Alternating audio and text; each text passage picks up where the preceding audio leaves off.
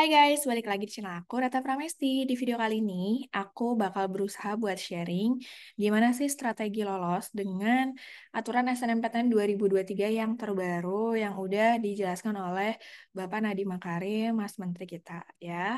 Dan sebelumnya, aku ingetin dulu buat kamu yang suka sama channel ini dan biar nggak ketinggalan info-info bermanfaat dari channel ini, khususnya buat para pejuang PTN, para pejuang keuangan gitu ya. Aku biasanya suka sharing tentang finance, tentang education juga. Nah, boleh banget buat bantu like, komen, share, dan juga subscribe channel ini biar semakin maju ke depannya. Terima kasih. Nah, langsung aja yuk kita masuk ke pembahasannya. Oke guys, jadi gimana sih sebenarnya strategi lolos SNMPTN 2023 dengan aturan SNMPTN terbaru? Tentunya aku bakal menjelaskan dulu sebenarnya gimana sih aturan SNMPTN 2023 terbaru, apakah benar-benar beda jauh dengan yang sebelumnya, dan nanti baru aku jelasin strategi lolosnya seperti apa. Oke, jadi Bapak Nadiem Makarim sebenarnya sudah menjelaskan di YouTube Kemendikbud. Mungkin kamu bisa nanti tonton lebih jelasnya gitu ya. Aku bakal ngejelasin secara rangkumannya aja. Jadi di sini tuh seleksi SNMPTN tuh yang terbaru tuh ini tuh benar-benar cukup berbeda sih dari yang sebelumnya. Jadi kan kalau sebelumnya kita tuh biasanya menganalisis nilai SNMPTN tuh dari 6 mata pelajaran saja. Dan juga sebenarnya ada juga sih yang diupload keseluruhan.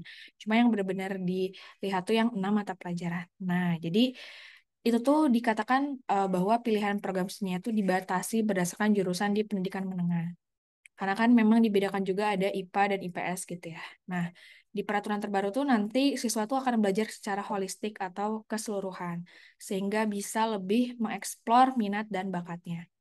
Nah, terus yang awalnya hanya mata pelajaran tertentu yang dipertimbangkan dalam seleksi, yang tadi 6 mata pelajaran, itu tuh dianggap bahwa mata pelajaran lain tuh nggak terlalu penting gitu. Dan fokus belajarnya tuh tidak menyeluruh, sehingga mengapa gitu aturan SNMPTN 2023 ini tuh berubah. Jadi awalnya yang merasa si 6 mata pelajaran saja itu bakal dilihat secara keseluruhan juga karena dianggap lebih menyeluruh.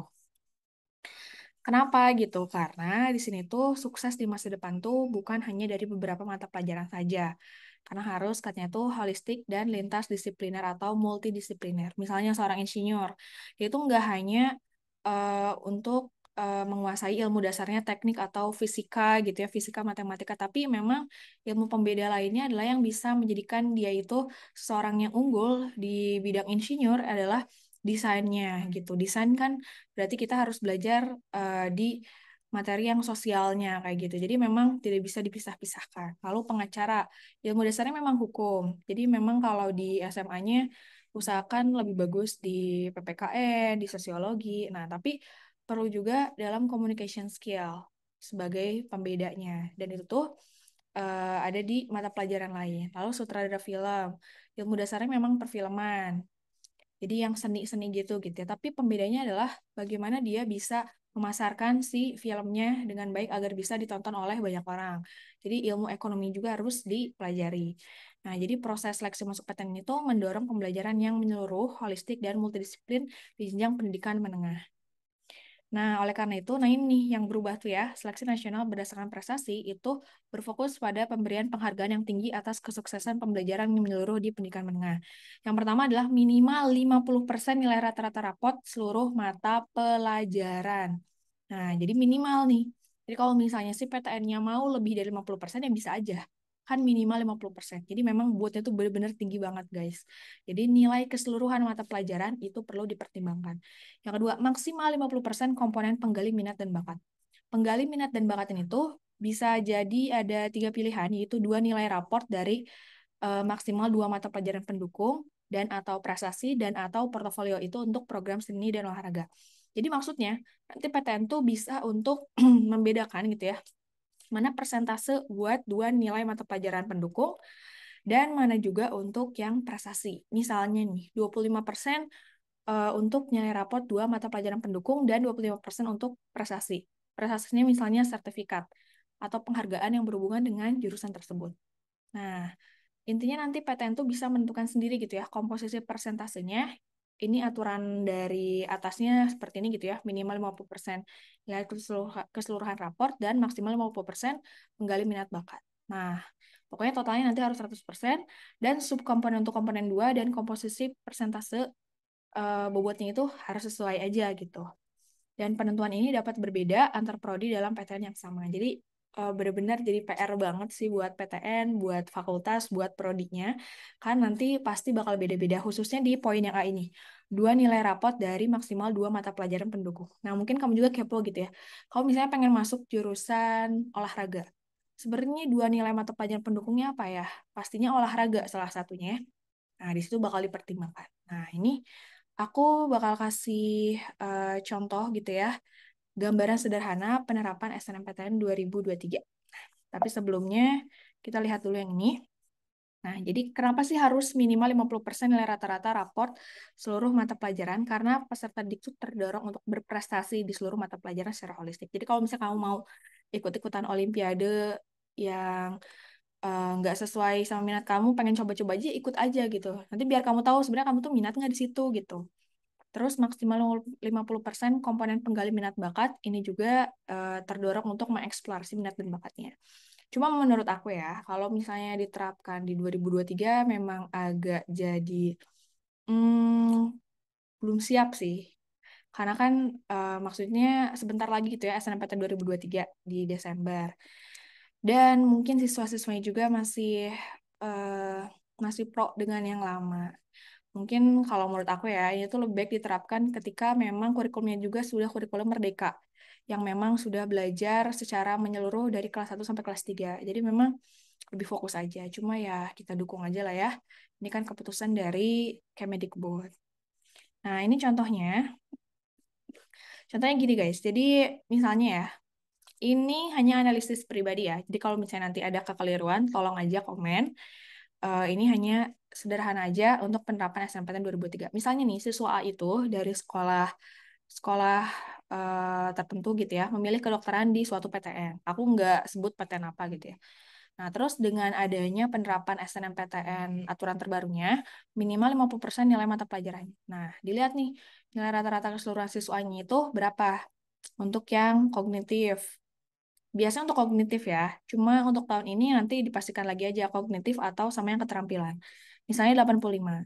Sedangkan misalnya nilai rata-rata masuknya itu untuk peminatnya gitu ya, itu tuh 90 untuk masuk jurusan kedokteran. Nah, maka siswa ini dinilai mendapatkan bobot 30% di poin ini. Oke. Nah, kenapa 30%? Karena udah kayak dipertimbangkan dari 50%, dia nilai 85, terus rata-ratanya 90, ya berarti kan dia di bawahnya. Jadi kan turun gitu ya si bobotnya. Nah, terus maksimal 50% komponen penggali minat bakat. Misalnya tadi, 25% untuk 2 nilai minat bakat dan 25% prestasi.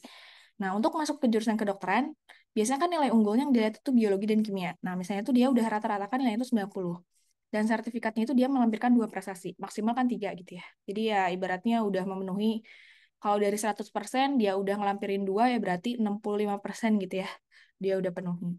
Nah, jadi setelah dihitung-hitung ternyata bobotnya itu mendapatkan 40% dari 50%. Ya. Nah, maka ketika ditambahkan 30% tambah 40%, jadi siswa peluang lolos siswanya itu adalah 70% untuk masuk ke jurusan kedokteran di PTN yang dia pilih.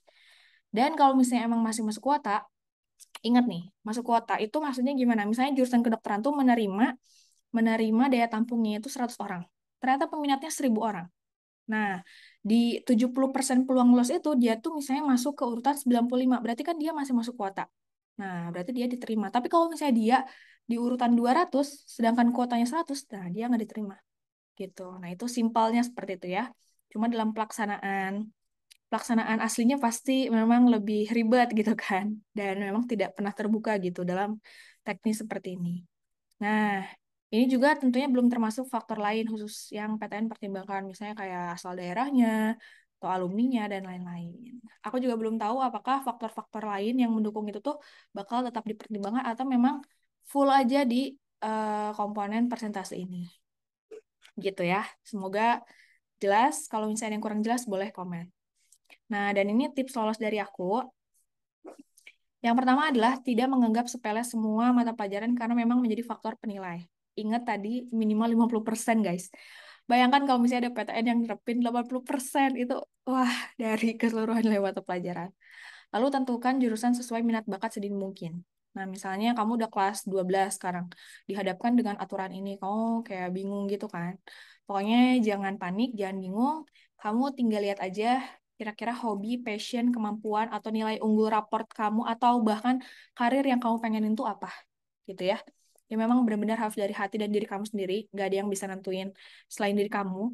Dan kamu juga bisa melakukan namanya tes minat bakat, serta konsultasi dengan BK sekolah. BK sekolah kan tugasnya adalah untuk melihat bagaimana perkembangan siswa, bagaimana kamu dalam memilih jurusan. Jadi jangan takut buat konsultasi. Atau bisa juga konsul dengan mentor, orang tua, gitu ya. Jadi jangan takut. Konsultasi dengan aku juga boleh ya.